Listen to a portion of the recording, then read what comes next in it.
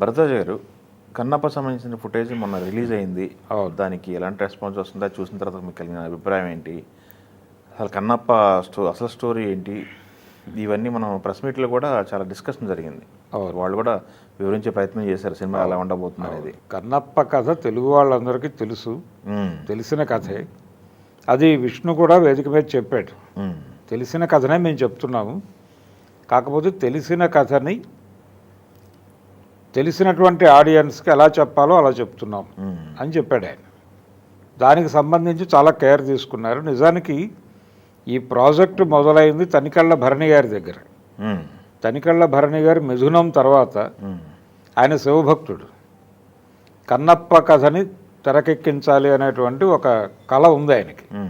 ఆయన డిజైన్ చేసుకున్నాడు, ఒక కథ రాసుకున్నాడు. రాసుకున్న తర్వాత ఇది దూర్చెటి నుంచి వచ్చినటువంటి కథ. ఆ తర్వాత దీన్ని తెర మీద చూపించినటువంటి సందర్భాలు గతంలో 2 సార్లు జరిగినాయి. మొదట కన్నడ రాజ్కుమార్ కాళహస్తీశ్వర మహత్యం అనే పేరుతో సినిమా వచ్చింది. అది ఆ సినిమా విపరీతంగా చూశారు. అందులో పాటలు ఇప్పటికీ పాడుకుంటారు. శివరాత్రి వస్తే అందులో పాట మహేష పాప వినాశ అనే పాట, అది రాకుండా ఆ శివరాత్రి నడవదు. ఈ లెవెల్ ఇంపాక్ట్ ఉంది ఆ సినిమా. ఇప్పటికీ తెలుగు ప్రేక్షకుల మీద ఆ ప్రభావం ఉంది. అది ఒక చరిత్ర. ఆ తర్వాత అదే కథని తీసుకుని కృష్ణరాజు గారు సినిమా తీయాలని అనుకున్నాడు. భక్త కన్నప్ప సినిమాగా వచ్చింది అది. అది కృష్ణ గారి జీవితంలో అల్లూరి సీతారామరాజు ఎలా అయితే ఒక రిమార్కబుల్ మూవీయో, దాదాపు అదే పాత్రని భక్త కన్నప్ప కృష్ణరాజు గారి జీవితంలో పోషించింది. అన్ని రకాల వేరియేషన్స్తోనూ నడిచింది. పర్టికులర్గా ఇప్పుడు కొత్త కన్నప్ప గురించి మాట్లాడుకునేటప్పుడు కాళహస్తీశ్వర మహత్యానికి భక్త కన్నప్పకి ఉన్నటువంటి తేడా అది చూస్తే అర్థమవుతుంది. గ్యాప్ అక్కడ చాలా గ్యాప్ ఉంది. ఈ గ్యాప్లో వచ్చినటువంటి టెక్నికల్ అడ్వాన్స్మెంట్లు ఆడియన్స్కి కొత్తగా ఎలా కథ చెప్పాలి అని వాళ్ళు అప్పటికి చేసుకున్నటువంటి మార్పులు, ప్రధాన కథని ఇబ్బంది పెట్టకుండానే అందులో రకరకాల ఎలిమెంట్స్ ప్రవేశపెట్టాడు బాపు గారు. అందులో కొన్ని ఏంటంటే వీళ్ళకి కళ్ళకు గంతలు కట్టి ఒక ఫైట్ పెడతాడు శ్రీధర్ క్యారెక్టర్కిను కృష్ణరాజు క్యారెక్టర్కి.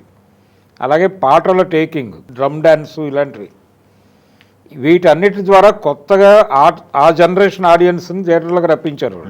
అట్లా ఈ జనరేషన్ని రప్పించడం కోసం మూల కథని ఇబ్బంది పెట్టకుండా వీళ్ళ తరహాలో కొన్ని డిజైన్ చేసుకుని ఉండొచ్చు. అవి మనకి మొన్న రిలీజ్ అయినటువంటి కన్నప్ప టీజర్లో కనిపించినాయి. కనిపించగానే ఒక విమర్శ మొదలైంది. ఇది బాహుబలిని చూసి వాత పెట్టుకున్న కన్నప్ప అన్నారు. బాహుబలి ధోరణిలో నడిచిన సన్నివేశ కల్పన మొత్తం కూడా అలాగే నడిచింది, అంటే ఆ గ్రాండియర్ నడిచింది అని. ఈ గ్రాండియర్ విషయానికి వస్తే రాజ్కుమార్ గారి కాళహస్తీశ్వర మహత్యానికి కృష్ణరాజు గారి భక్త కన్నప్పకి కంపేర్ చేస్తే ఇదేమిటో అర్థమవుతుంది. ఈ జనరేషన్ ఆడియన్స్ని అడ్రస్ చేస్తున్నారు వాళ్ళు. అవును, అందుకని ఆ మార్పులు అనివార్యం. కాళహస్తీశ్వర మహత్యం లాగా ఈ సినిమా ఉండాలంటే కుదరదు. భక్త కన్నప్పే లేదు అలాగా. నిజానికి భక్త కన్నప్ప సినిమాకి మొదట అనుకున్నటువంటి డైరెక్టర్ బాపు గారు కాదు, ఆయన మధుసూదన్ రావు గారిని పెట్టుకున్నాడు. వి మధుసూదన్ రావు గారిని. బొల్లిముంత శివరామకృష్ణ గారిని రైటర్గా పెట్టుకున్నాడు. వాళ్ళిద్దరూ కమ్యూనిస్టులు. దాంతో ఇది ట్రైబల్ క్యారెక్టర్. ఈ ట్రైబల్ క్యారెక్టర్ నుంచి సామాజిక విమర్శ చేసే ప్రయత్నంగా వాళ్ళు స్క్రిప్ట్ మొదలుపెట్టారు. కామ్రేడ్ కన్నప్పగా మారుతోంది అని ఒక కామెంట్ మొదలైంది. అప్పుడే మొదలైన తర్వాత కృష్ణరాజు అలర్ట్ అయిపోయి, అంటే కృష్ణవేణి అనే సినిమా హిట్ ఇచ్చున్నాడు ఆయన మధుసూదన్ రావు గారు.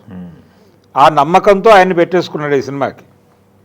పెట్టుకున్న తర్వాత వీళ్ళు కథని డిజైన్ చేస్తున్న పద్ధతి చూసి మధుసూదన్ రావు గారిని అడిగాడు, సార్ నేను వేరే డైరెక్టర్తో వెళ్ళాలనుకుంటున్నాను అని. నాకే అభ్యంతరము లేదన్నాడు ఆయన. ఆపేశారు. ఇమ్మీడియట్గా ముళ్ళపూడి వెంకటరమణ, బాపు వచ్చారు. వాళ్ళ చేతుల్లో ఈ ప్రాజెక్ట్ పెట్టాడు. వాళ్ళు టోటల్గా ఇప్పటివరకు జరిగిన స్క్రిప్ట్ని పక్కన పెట్టేస్తున్నాం మేము అని పెట్టేసి కాళహస్తీశ్వర మహత్యానికి అప్పటి జనరేషన్కి మ్యాచ్ చేస్తూ ఎక్కడా కంటెంట్ని ఇబ్బంది పెట్టకుండా, ప్రధాన కథని ఇబ్బంది పెట్టకుండా వాళ్ళ పద్ధతిలో వాళ్ళు డిజైన్ చేసుకుని భక్త కన్నప్ప సినిమా తెరకెక్కించారు. స్వామి గారి కెమెరా పనితనం చాలా అద్భుతంగా ఉంటుంది. దానిలో పాటల టేకింగ్ కానివ్వండి చాలా నెక్స్ట్ లెవెల్లో నడుస్తుంది. గ్రాండియర్గా ఉంటుంది. ఇప్పటికీ కొత్తగానే ఉంటాయి చాలా సన్నివేశాలు.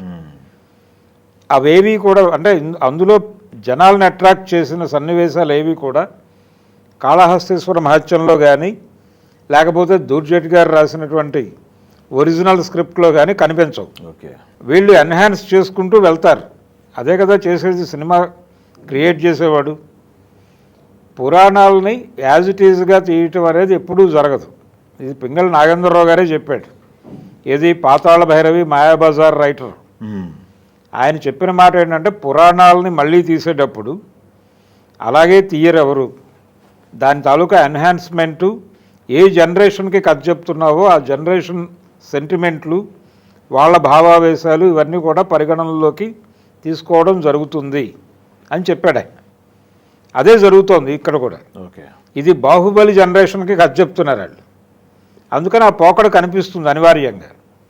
సినిమా రిలీజ్ అయిన తర్వాత ఏమిటి అనేది అప్పుడు మాట్లాడుకోవాల్సిన విషయం. అవును, వాళ్ళు ఏం ప్రయత్నం చేశారు, వాళ్ళకేం అర్థమైంది, వాళ్ళు ఎలా తెర మీద చెప్పాలనుకున్నారు, అసలు ఈ కథని ఆ లెవెల్లో చెప్పడానికి వాళ్ళని అట్రాక్ట్ చేసిన పాయింట్ ఏమిటి, ఇది తెలియాలి.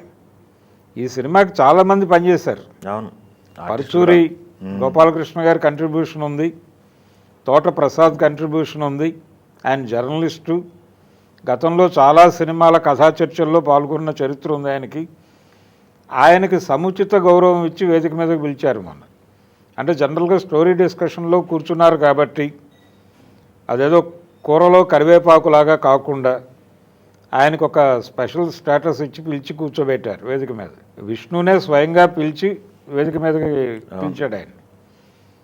అంటే సబ్జెక్ట్ పరంగా వాళ్ళు కొంత కసరత్తు బలంగా చేశారు.